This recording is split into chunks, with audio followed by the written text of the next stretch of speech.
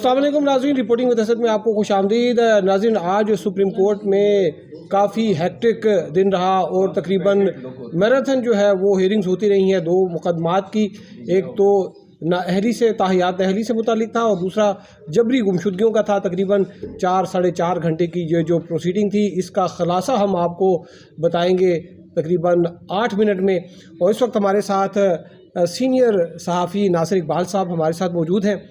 नासिर इकबाल साहब, ये जो आज की जो हियरिंग हुई है, ये क्या एकदम से ये 2 जून को जो है ताहियात नाअहली वाला केस लगा, क्या इसका ताल्लुक कोई फरवरी 8 के इलेक्शन से भी आप देख रहे हैं? शुक्रिया सर। देखें, सुप्रीम कोर्ट ने ये पहले भी बता दिया था कि जो रिटर्निंग ऑफिसर्स हैं, जब वो नॉमिनेशन पेपर्स जब लेंगे, जब उनके सामने नॉमिनेशन पेपर्स आएंगे मुख्तलिफ कैंडिडेट्स की, तो उनको ये कन्फ्यूजन होगी कि क्या अगर कोई ऐसा बंदा जिसके ख़िलाफ़ किसी किस्म की मतलब पहले उसने कोई मिसस्टेटमेंट की हुई है, कोई नॉमिनेशन पेपर में कोई गड़बड़ की हुई है, या उसमें कोई पहले से कोई केस हुआ हुआ है, तो सुप्रीम कोर्ट जो रिटर्निंग ऑफिसर्स हैं वो सुप्रीम कोर्ट की समीउल्लाह बलोच केस पे को रेफ़र करें, या इलेक्शन एक्ट में 232 की जो अमेंडमेंट है उसको रेफ़र करें। जो समीउल्लाह बलोच है उसमें ये लिखा हुआ है कि कोई भी पार्लियामेंटेरियन अगर वो उसके ऊपर किसी किस्म की नॉमिनेशन पेपर्स या झूठ बोलने का इल्ज़ाम है, तो वो ताहियात नाअहल है,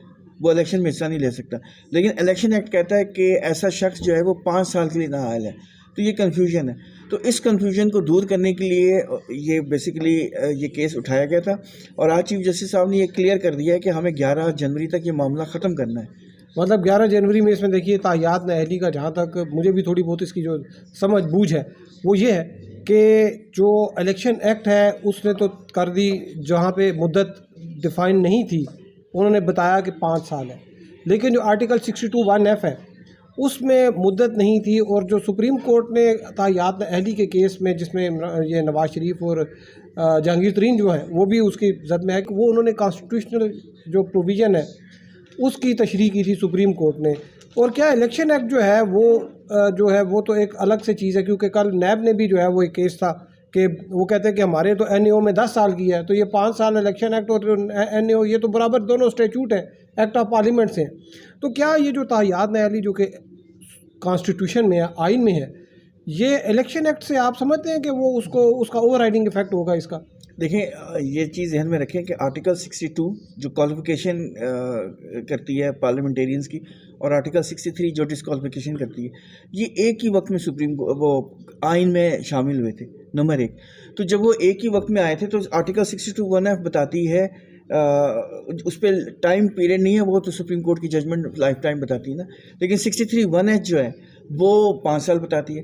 तो कहने का मतलब है ऑलमोस्ट एक जैसी एलिगेशंस हैं, वही तकरीबन वही एलिगेशंस हैं, लेकिन एक में तायात चला गया और एक में 5 साल के लिए चला गया। एक तो ये कंट्रोवर्सी है, नंबर 1। नंबर 2, ये चीज़ जहन में रखें कि आइन में जो अमेंडमेंट आई थी 62 और 63, वो प्रेसिडेंशियल ऑर्डर के ज़रिए आई थी, जो ज़िया-उल हक साहब लेके आए थे।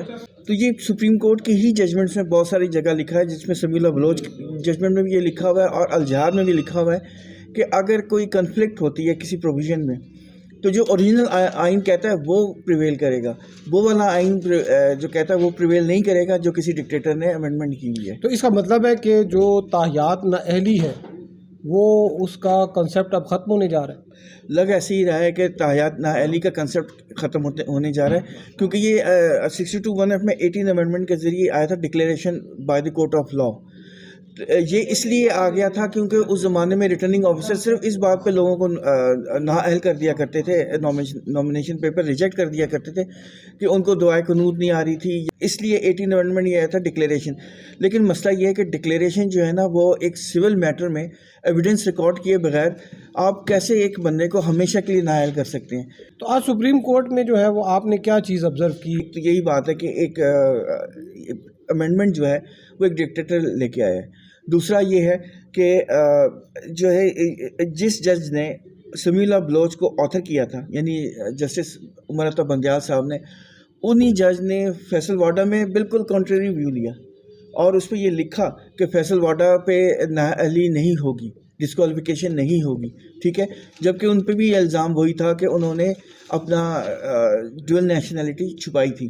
तो ख्वाजा हासिफ का जब केस था तो जस्टिस उमर अता बंदयाल साहब ने ये कहा था कि हमें इंटेंशन भी देखनी है। और ख्वाजा आसिफ के केस में भी उन्होंने पहले तो नवाज शरीफ जो है उनके केस में तो डिफरेंट कि जी आपने रिसीवेबल आपके पास हैं तो आपने डिक्लेयर करने थे। ख्वाजा आसिफ के उसमें कहते हैं कि आपने जिन्हें ले लिए हैं लेकिन आपने खर्च कर लिए हैं तो वो अब आपके वो एसेट्स नहीं है। ऐसा वो जो दूसरा जबरी गुमशुदगियों वाला था उसका क्या हुआ?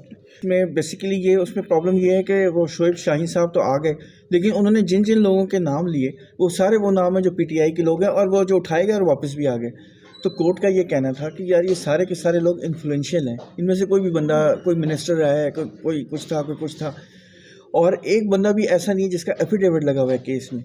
तो आप उनका नाम बगैर उनकी इजाज़त के बगैर कैसे ले सकते हैं कि कल हम कोई जजमेंट दे देते हैं, कल वो कहते हैं कि मैं तो जनाब था ही नहीं आपके सामने, आपने मैं तो चिल्ला काटने गया था, मैं चिल्ला काटने तो गया। शेख रशीद साहब का भी नाम लिया कि वो तो मौजूद नहीं, और आप कल कोई जजमेंट आएगी तो कहेंगे कि मैं तो सामने नहीं था। तो ये तरीका नहीं है। और फिर उन्होंने कहा कि देखें आप केस ज़रूर लड़ें, मिसिंग पर्सन का केस जो है ये सीरियस मसला है, हम इसको मुंतकी इंजाम तक पहुँचाएँगे, कोर्ट ने ये कहा है। लेकिन ये नहीं हो सकता कि एक पॉलिटिकल पार्टी की प्लेटफॉर्म के सारे लोग हैं। आपने जैसे जर्नलिस्टों के नाम आए तो उन्होंने कहा आपने इमरान रियाज का नाम तो लिया, बिल्कुल ठीक है, लेकिन आपने मुतिल्ला का नाम नहीं लिया, सत्तूर का नाम नहीं लिया। जो अभी भी कहते हैं, जो भी कहते हैं और बयान देने के लिए तैयार है कि हमें किसने उठाया था, वो लोग तो कुछ बोलते ही नहीं है। आपको पता किसी का भी बयान नहीं आया कि क्या हुआ था उनके साथ। हर कोई कहता है कोई जिला काटने गया हुआ था, कोई नॉर्दर्न एरिया से चला गया था, कोई कुछ, मतलब इस तरह की बातें हैं। अब वो आजम खान भी गए थे तो कहते हैं मैं तो अपने दोस्त के घर था, हाँ, वो महीने बाद वापस आ गए और वादा माफ गवाह भी बन गए। तो ना साहब इसका मतलब है कि जो पाकिस्तान तरीके इंसाफ वाले जो अभी उनके साथ वो दूसरा वो चीना जबरी हो रही है तो उस हवाले से सुप्रीम कोर्ट नहीं जा रही, क्योंकि एक जबरी, उन्होंने कहा जी जबरी गुमशुदगियों का सब्जेक्ट अलग है, जो स्टेट मुबैना स्टेट जो एग्रेशन है वो उन्होंने कहा कि वो हम उसको जो मिस यूज़ ऑफ अथॉरिटी है या रिसोर्सेज है वो उसको अभी नहीं देख रहे, वो उसके लिए कह रहे हैं कि आप अलग से देखे जाएँ।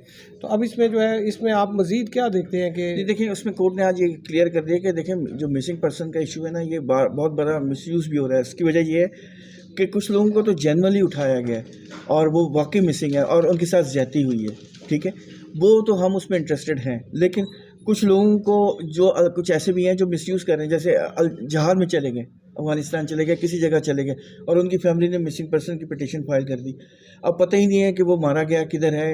कल असल में आमना जंजुआ साहिबा को सुनेंगे, उसमें देखते हो क्या बात सामने आती है। चलें, बहुत शुक्रिया नासिर इकबाल साहब। तो नाज़रीन आपने देखा नासिर इकबाल साहब जिन जो है बड़े वो 4 साढ़े 4 घंटे की जो प्रोसीडिंग थी एक बड़ी तवील, उसका बड़ी खूबसूरती से उसको जो है वो उसका ख़ुलासा आपको पेश किया।